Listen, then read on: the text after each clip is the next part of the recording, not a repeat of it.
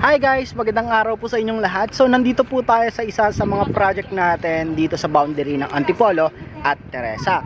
So may mga available units pa po tayo dito na corner, inner, and end unit. So kung isa ka sa mga naghahanap ng house and lot, gusto mo ng pre-selling para hindi pa siya masyadong mabigat yung monthly niya, baka sakaling ito na yung magustuhan mo. And ito nga pala yung updated development ng site ni Teresa Park Place. And naka-half reservation po tayo.